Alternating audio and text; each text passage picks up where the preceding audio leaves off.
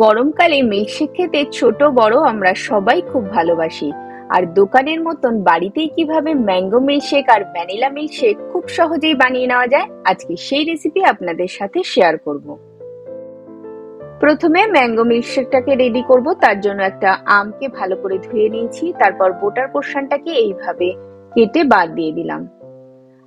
আপনারা চাইলে খোসা ছাড়িয়েও আমটাকে কাটতে পারেন। আমি খোসা না ছাড়িয়ে এইভাবে প্রথমে দুদিক থেকে বড় বড় করে দু টুকরো করে নিলাম। তারপর ছুরির সাহায্যে এইভাবে ছোট ছোট করে স্লাইস করে নিচ্ছি। এখানে যে কোনো ধরনের পাকা আম নেওয়া যেতে পারে। এরপর একটা মিক্সিং জারে চামচের সাহায্যে আমের স্লাইসগুলোকে বের করে নিচ্ছি। পুরো আমটাকে এইভাবে বের করে নেওয়ার পর দিয়ে দিচ্ছি 2 চামচ পাউডার সুগার। তারপর দিয়ে দিচ্ছি 1 চিমটে এলাচের গুঁড়ো। দিয়ে দিচ্ছি আগে থেকে ফুটিয়ে রাখা 1 কাপ ঠান্ডা দুধ। দুধটাকে আগে ফ্রিজে রেখে নিতে হবে।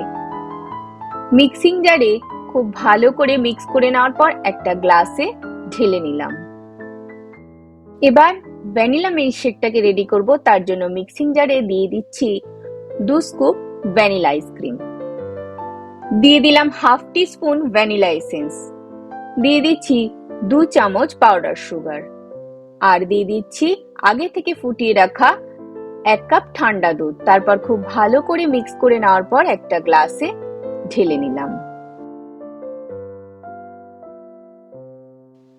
ম্যাঙ্গো মিল্কশেকের উপর দিয়ে দিচ্ছি 1 স্কুপ ভ্যানিলা আইসক্রিম। এখানে ম্যাঙ্গো আইসক্রিমও ব্যবহার করা যেতে পারে। ভ্যানিলা মিল্কশেকের উপর দিয়ে দিচ্ছি 2 স্কুপ ভ্যানিলা আইসক্রিম।